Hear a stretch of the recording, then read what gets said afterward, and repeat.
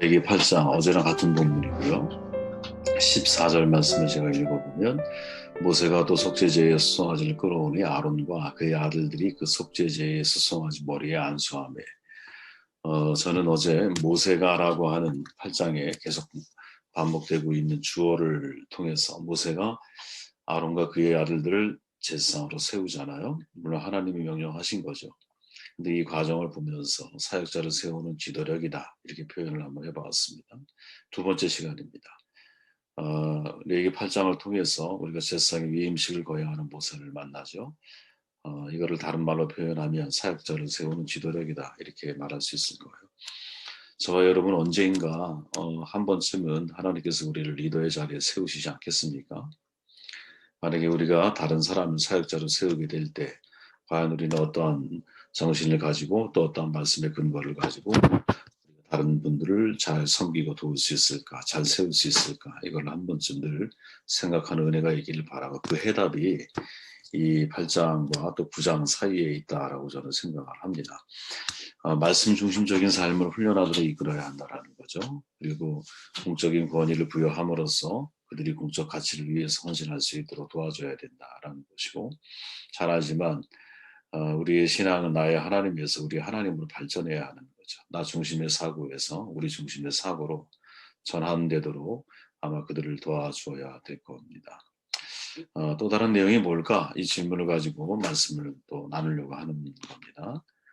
12절, 13절 말씀을 제가 읽어보면 또 관유를 아론의 머리에 붓고 그에게 발라 거룩하게 하고 모세가 또 아론의 아들들을 데려다가 그들에게 속옷을 입히고 띠를 띄우며 관을 씌웠으니 여호와께서 모세에게 명령하신 것과 같았더라. 사명을 만나게 하라는 거죠. 사명을. 우리가 다른 사람을 도울 때 사역자를 세울 때 초점을 좀 맞춰야 될 게 뭐냐. 하나님이 저분을 통해 무엇을 원하고 계실까? 어떠한 사명의 자리에 저분이 서기를 원하실까? 초점을 여기에 맞추면 우리가 그분들에게 많은 도움이 되지 않을까 생각을 해보는 거죠. 아론이 대제사장 의관을 갖추자 모세가 관유를 그죠? 성막과 또 모든 기구에 발라 거룩하게 하죠. 또 번제단에 7번 뿌리고 또 번제단과 그 안에 있는 모든 기구까지 다 발라 거룩하게 합니다. 그리고 마지막으로 하는 것이 아론의 머리에 붓고 그에게 발라 거룩하게 했다 이렇게 말하죠. 사람의 머리에 붓는 것 임직자로 성별되었다라는 공적인 표시예요. 목사 안수를 하잖아요, 그죠? 여러분들은 세례를 받을 때 물로 세례를 받으시잖아요, 그죠? 유대 전승에 의하면 이 제사장 임직식 때 대제사장인 아론에게 관유를 머리에 이렇게 적실 때 이게 수염을 타고 의복까지 흘러내리도록 완전히 부었다라는 거예요. 그냥 부었다 이렇게 생각하시면 됩니다. 그리고 제사장 아론의 아들들에게는 손가락으로 찍어서 이마에 발랐다 이렇게 말을 하고 있습니다. 기름 부음 받은 자라는 히브리어 메시아라고 하고 헬라어로는 그리스도라고 표현을 하죠. 하나님의 일을 위해 구별된 사람이 구약에서는 관유로 기름 부음을 받은 자란 뜻이지만 신약에서는 성령으로 기름 부음을 받은 자란 뜻입니다. 그죠? 성령으로 기름 부음을 받은 자. 영적인 리더에게는 나름 거룩하게 구별된 존재라는 의식, 이러한 성령 충만한 사람이어야 한다라는 거죠. 관유 기름으로 전신을 적신 아론과 또 손가락으로 찍어 이마에 바르는 아들들, 성령의 사람이 성령의 또 다른 사역자를 세우는 거죠. 그죠? 아론에게 기름을 부었는데 그걸 찍어서 아들에게 발라. 되게 이제 상징적인 의미죠. 그죠? 성령의 사람이 성령의 사역자를 세우는 거예요.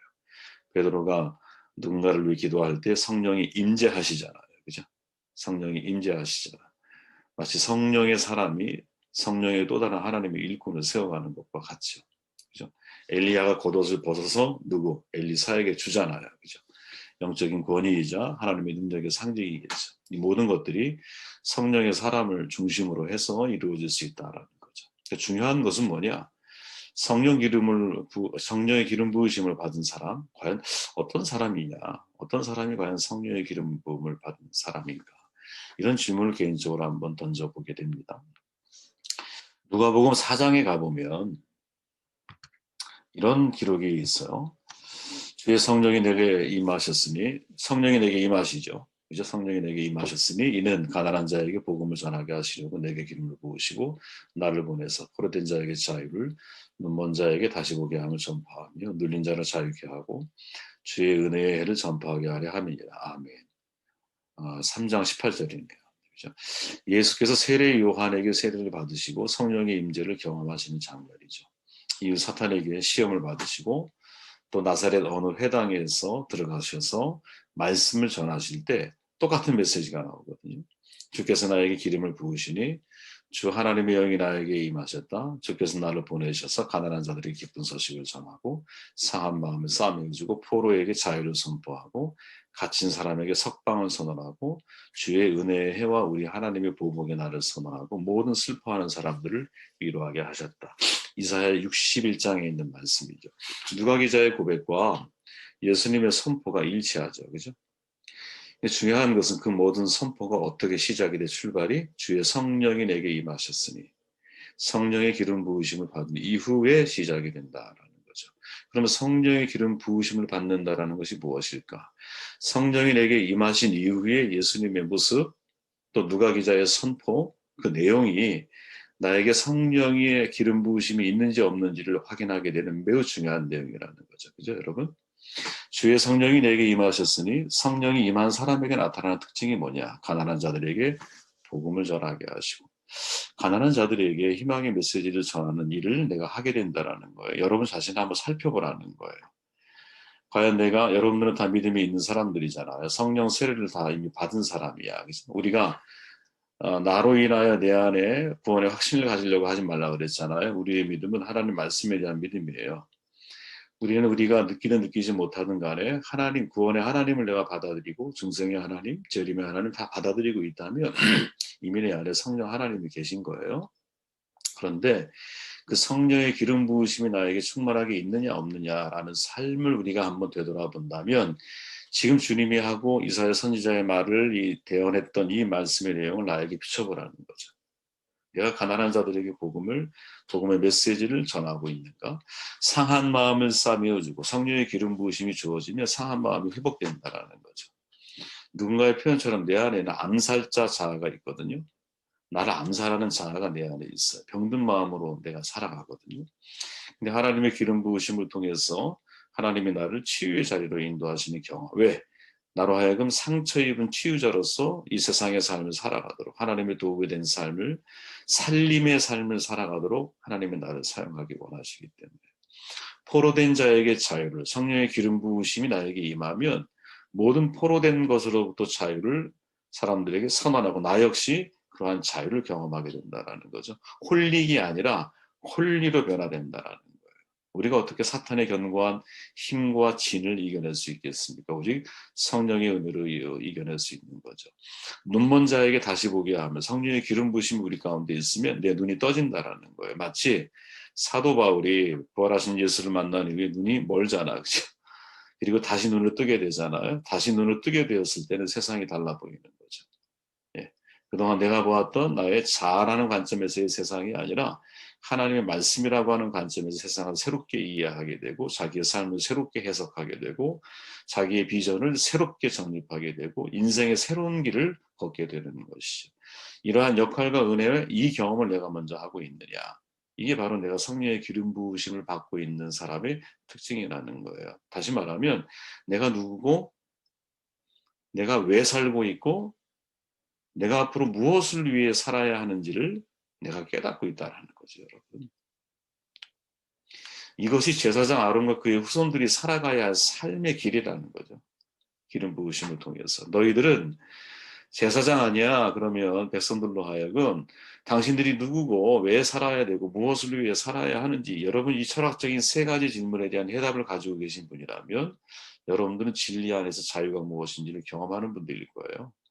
나는 누구고 왜 살아야 되고 무엇을 위해 살아야 하는가? 아주 궁극적인 질문이지만 이 질문에 대한 해답을 우리는 찾으려고 노력을 잘 안 하거든요. 근데 여기에 대한 도전과 여기에 대한 해답을 누가 사실은 주어줘야 되느냐? 제사장들이 해야 할 중요한 역할 가운데 하나라는 거죠. 그리고 성령의 은혜와 성령에 대한 경험이 있는 사람들에게는 이 변화가 나타나게 되어 있다. 2007년인가 돌아가셨죠. 엠마우스 빈민구 공동체 창설자 아벨 피에르. 프랑스의 양심이라고 불려진 분 아니에요. 그죠? 그분이 단순한 기쁨이라는 책을 썼어요. 한번 기회 되면 읽어보세요. 한 젊은이가 찾아오잖아요. 자살 직전에 찾아와요. 자살하려고 하는 이유를 설명을 해요. 가정이 다 망가졌다는 거예요. 경제적으로 파탄이 됐어요. 모든 게 다 추락을 했어. 절망적인 얘기일 뿐이 없었어요. 이 이야기를 귀담아 듣고 있던 신부가 말하죠. 이왕 죽을 거라면 죽기 전에 나를 좀 도와줘. 그래서 그 사람을 데려다가 황당한 일을 시킵니다. 예, 이것저것 막 할 일을 시켜 밥 나눠주는 것부터 해서. 그랬더니 얼마 지나지 않아서 이 청년이 고백을 하죠. 만약에 신부님께서 제게 돈을 주거나 살 집을 지어주었다면 저는 아마 다시 자살을 시도했을 거예요. 하지만 신부님은 아무것도 주지 않으셨어요. 오히려 제게 도움을 요청하셨습니다. 그래서 신부님과 함께 이웃을 섬기는 일을 하면서 내가 계속 살아가야 할 이유를 발견했습니다. 이제 어떻게 살아야 하는지, 무엇이 행복인지 깨닫게 되었습니다. 여러분, 이거죠, 여러분, 그죠? 내가 왜 살아야 하고, 무엇을 위해 살아야 하고, 또 어떤 게 진정한 행복인지에 대해서 사람들로 하여금 직접적으로 자기 몸으로 체득하고 경험할 수 있도록 우리가 도와줄 수 있겠는가, 그죠? 사명의 자리에 그 사람을 이끌어줄 수 있겠느냐, 진짜 서야 할 자리에 그 사람을 세워줄 수 있겠느냐, 이 고민이 항상 모세와 같은 영적인 리더의 마음을 가지고 있는 사람은 사역자를 세울 때 그들에게 안내해줘야 할 중요한 길 안내의 목표라는 거죠. 그죠? 어떤 이가 피에르 신부에게 물었어요. 하나님은 왜 우리를 부르셨을까요? 이렇게 물었어, 피에르 신부한테. 그랬더니 신부님이 아주 간단하게 대답을 해줘요. 간단해요. 사랑하는 법을 가르쳐주기 위함입니다. 이렇게 이야기를 해줘요. 왜 하나님이 우리를 부르셨을까? 왜 하나님이 우리와 동행하시고 우리에게 성령을 주셔서 사명의 길로 우리를 이끌어 가실까? 사랑하는 법을 가르쳐주기 위함이라는 거죠. 그래서 사랑이신 하나님 앞으로 사람들이 돌아오기를 원하세요. 하나님이 바라보시는 세상은 이사야 선지자에 의하면 세 가지 심각한 질병을 알고 있다는 거죠. 그죠? 사람들이 상한 마음, 깨어진 마음을 가지고 있다는 거예요. 상한 마음을 다시 고치시잖아요. 우리 안에는 암살자 자아가 있으니까 나를 죽이는 내 안에 하나님의 관계가 깨어지면서 내 안에 생겨난 자아가 나를 죽이는 암살자 자아가 있어요. 내 안에. 이게 회복이 되고 치료가 돼야 되거든요. 사탄적인 죄의 문화에 중독되어 있다는 거죠. 그러다 보니까 진리를 보지 못한다라는 거예요. 진리를 보지 못하기 때문에 올바른 삶의 의미와 가치를 추구하지 못하는 소경이 된 거죠. 눈뜬 장님이 된 거야. 하나님은 이 세 가지 질병에서 회복시키시는 사역이 주님의 사역이고, 그래서 진짜 희년, 완전한 자유를, 희년이 완전한 자유 아니야, 완전한 회복 아니야, 온전한 회복, 완전한 자유를 사람들에게 주기를 원하시는 것이. 근데 그게 언제 시작이 되느냐? 주의 영이 내게 임하셨으니 성령이 내게 기름 부으심을 받은 이후에 나를 통해서 하나님이 그 일을 감당하게 하시는 역사가 있다라는 거지. 그렇기에 저와 여러분들이 항상 고민해야 할 게 뭐냐?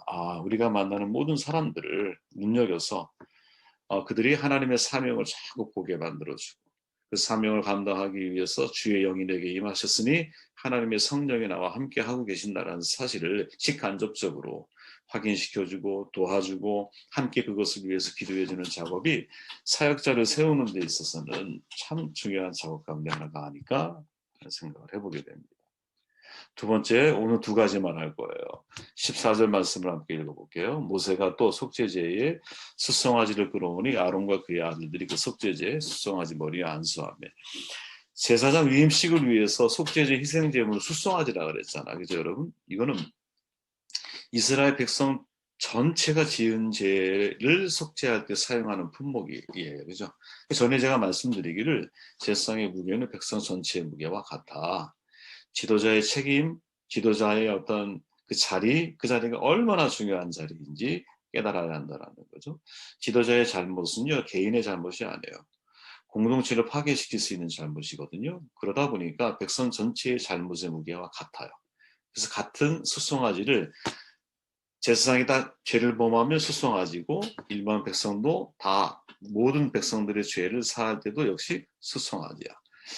그러나 또 다른 측면에서 해석을 해보면 지도자가 백성도 같은 무게를 가지고 있는 것도 역시 맞는 말이지만 또 다른 각도에서 해석을 해보면 지도자는 일반 사람보다 더 큰 자기 희생의 사람이 되어야 한다라는 거죠.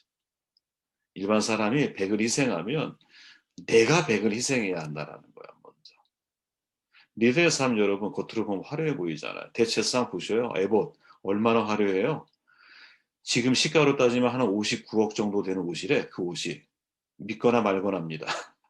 옷 한 벌이 59억이야. 야, 정말 보석이 비쌌나 봐. 믿거나 말거나. 그죠?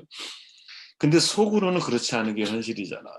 에봇 겉으로 화려한 옷이지만 여러분 그 세상의 삶 속에 내부에 파고 들어가 보면 전에 말씀드렸지 매일 상번제를 드려야 된다니까. 이거 정말 괴로운 일이라니까요. 매일 속지 않은 삶을 살아야 되잖아요. 재물을 가지고 오면 자관 피냄새를 하루 종일 피냄새를 맡고 살아야 되는 거 아니야. 하루 종일 피냄새가 내 코를 자극하는 거거든요. 또 매일같이 불침번을 서야 될 거 아니에요. 성전에 매여 있는 것이 이 사람들의 일상이거든요. 이게 사역자의 길이라는 거거든요. 그러니까 리더십은 희생을 요구한다라는 거지. 그러니까 리더로서 성장하려면 희생을 감내하지 안 된다라는 거예요. 양초가 세상을 밝히려면 자기를 태워야 되잖아. 소금이 맛을 내려면 자기를 소멸시켜야 되잖아. 세상은 하나님이 주신 사명을 위해 자기의 삶을 포기해야 한다라는 거거든. 그죠? 저는 이거를 자꾸 말씀드리는 이유가 있어요, 여러분. 크리스찬들은 이거를 가슴에 새겨야 되기 때문에 그래요. 특히 이제 사역을 해야 할 분들은 이 말을 머릿속에 완전히 각인을 시켜놔야 돼요. 참된 리더가 가져야 할 가장 중요한 특징이 뭐냐? 이원서 박사의 질문이었어요.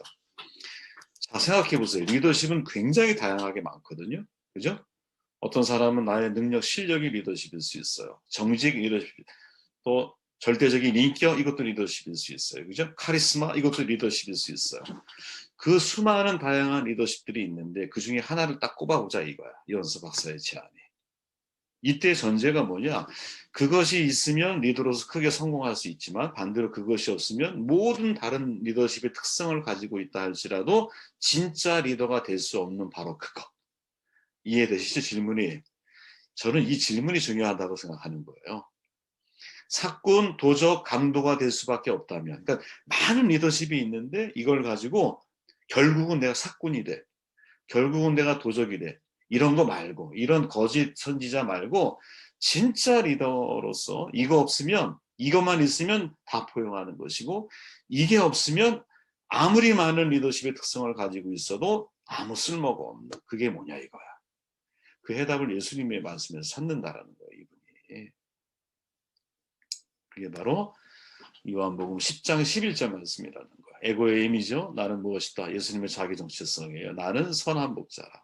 선한 목자는 양을 위해 목숨을 버린다. 바로 이거라는 거죠. 참 지도자가 가져야 할 가장 중요한 특성이 뭐냐? 희생정신, 기브업, 나를 포기하는 거. 그죠?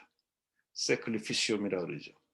자기 희생정신을 가진 사람만이 선한 목자가 돼서 양들을 푸른 초장으로 인도할 수 있다라는 거지. 선한 목자적 리더십은 교회 목사들만이 아니라 모든 분야에 있는 사람들에게 적용이 되어지는 거라는 거예요. 네. 그럼 어떻게 이런 희생정신을 가질 수 있느냐? 이원서 박사의 제안이야. 여러분 한번 읽어보세요. 나는 선한 목자나 내가 내 양을 아가 양도 나를 아는 것이 아버지께서 나를 아시고 내가 아버지를 아는 것 같더니 나는 양을 위해서 목숨을 버린다. 아버지가 나를 아시고 사명의식이 있어야 된다는 것이. 이 한 구조 속에 해답이 다 있다는 거예요. 어떻게 내가 희생적인 리더십을 자기 희생을 훈련해 갈 수 있느냐? 하나님이 그 자리에 나를 세우셨다는 사실을 알아야 한다는 거예요. 네? 여러분 레위기 8장에서 3절에 보니까 온 회중을 회막문에 모아라. 읽어보세요. 회막문에 모으라. 모세가 여호와께서 자기에게 명령하신 대로 하며 회중이 회막문에 모였어. 그리고 하나님이 하신 게 뭐예요? 그들을 직접 하나님께서 공적 권위를 부여하시죠. 왜일까요? 왜 그러셨을까요? 야, 제사장도 이건 내가 너희들을 세운 자리야. 바로 이거죠. 너 그 자리는 모세가 세운 게 아니야. 가만히 생각해 보면 모세를 통해서 그냥 권위를 부여해도 사실 제가 볼 때는 상관이 없을 것 같은데 하나님은 그런 방법을 선택하지 않는다라는 거지. 하나님이 직접 내가 그 사람을 선택해서 그에게 공적 권위를 부여하면서 너를 그 자리에 세운 게 사람이 아니라 내가 너를 세운 거야. 내가 너를 세운 거야. 이렇게 말씀하고 계시는 것이죠. 이게 되게 중요한 거예요, 여러분. 여러분, 하나님이 우리를 세우셨다라는 생각을 잊으면 안 됩니다. 아무리 교회를 통해서 나에게 직분을 맡기셨다 할지라도 그거는 교회라고 하는 권위를 통해 하나님이 대신해서 우리를 세우신 거지 사람이 세운 게 아니에요, 여러분. 이런 믿음이 나에게 있느냐. 예, 이런 믿음이. 저는요, 그런 말씀 드렸잖아요. 골로새서 1장에 가보면 세 가지 일꾼이 연속적으로 나오거든요. 예를 들어 1장 7절에 가보면 눈으로 따라와 보세요. 이와 같이 우리와 함께 종된 사랑하는 에바브라에게 너희가 배웠나니 그는 너희를 위한 그리스도의 신실한 일꾼이요. 23절 만일 너희가 믿음에 거하고 터 위에 굳게 서서 너희 들은 바 복음의 소망에서 흔들리지 아니하면 그러하리라. 이 복음은 천하 만민에게 전파된 바요 나 바울은 이 복음의 일꾼이 되었노라. 25절 내가 교회의 일꾼 된 것은 하나님이 너희를 위해 내게 주신 직분을 따라 하나님의 말씀을 이루려 함이니. 아멘. 저는요 이 말씀을 전에 제가 한번 드린 적이 있는데 이 말씀을 읽을 때마다 저에게 있어서 거꾸로 이 말씀이 읽혀져요. 무슨 말이냐? 그래. 그리스도의 일꾼이 있고 복음의 일꾼, 교회의 일꾼이 있는데 세상을 살아보다 보니까 교회의 일꾼을 내려놓을 수도 있어요. 그죠? 내가 교회에 목회를 안 할 수도 있다고. 혹은 내가 선교적인 목적을 위해서 내가 교회의 일꾼이 아니라 세상 속에 들어가서 세상의 일꾼처럼 내가 인생을 살아가야 할 상황도 벌어질 수 있어. 또 복음의 일꾼도 이게 복음을 전달하지 못하는 삶의 환경에 내가 노출될 수도 있어요. 그러나 교회의 일꾼도 내려놓을 수 있고 복음의 일꾼도 내려놓을 수 있지만 한 가지 우리가 내려놓을 수 없는 게 하나 있는데 나는 언제 어디서나 무엇을 하든지 나는 그리스도의 일꾼이라는 사실이지. 예. 언제 어디서나 하나님이 나를 쓰는 거예요. 내가 아무리 교회에 애복과 같이 권위 있는 것을 부여받았다고 해서 하나님이 나를 쓰는 게 보장된 게 아니야, 여러분. 그렇지 않을까요? 내가 화려한 자리에서 훌륭한 직책을 내가 가지고 있다 해서 하나님이 나를 쓰는 게 아니야. 진짜 중요한 본질은 뭐냐? 내가 그리스도의 일꾼이 되어 있느냐. 그죠? 언제 어디서나. 하나님이 나를 쓰시는 분이다. 하나님이 나를 부르셨다. 하나님이 나를 사용해야 사용이 되는 거지. 하나님이 나를 사용하지 않으면 교회에 아주 훌륭한 직책을 맡으면 무엇하며 복음이라고 하는 것을 내가 가지고 있으면 무엇하겠어요? 하나님이 나를 쓰지 않는다면. 그렇게 진짜 중요한 의식은 아버지가 나를 아시고 사명자 의식이 있어야 한다는 거죠. 여러분 이런 축복이 있기를 바랍니다. 그리고 또 말하기를 내가 아버지를 아는 것이 명확한 비전이 있어야 한다는 거죠. 그래서 여러분 말씀을 정돈해 보면 나머지 읽어보시기를 바라고요. 저는 그런 생각이 들었어요. 우리가 사역자를 세우는 과정에서 첫째 중요한 거, 그들을 사명을 만나게 하는 게 되게 중요한 거구나. 우리가 누군가를 세울 때 그냥 인간적인 관계를 맺고 끝나는 문제가 아니라 저분에게 주신 하나님의 사명이 뭘까? 같이 깊이 고민하고 깊이 기도하면서 하나님의 지혜를 구하고 그로 하여금 그 사명을 잘 찾아갈 수 있도록 도와주는 역할. 이게 우리 모두에게 있는 사명이 아닐까? 이런 생각을 해보았고 그 사명을 감당하려면 어떻게 해야 되냐? 제일 중요한 거. 영적인 리더십 가운데 제일 중요한 거 자기 희생을 배우는 사람이 되도록 그들을 이끌어줘야 되는 것이죠. 자기 희생을 통해서 하나님이 그를 통해 얼마나 훌륭하고 놀라운 일들을 이루어 가실 수 있을까?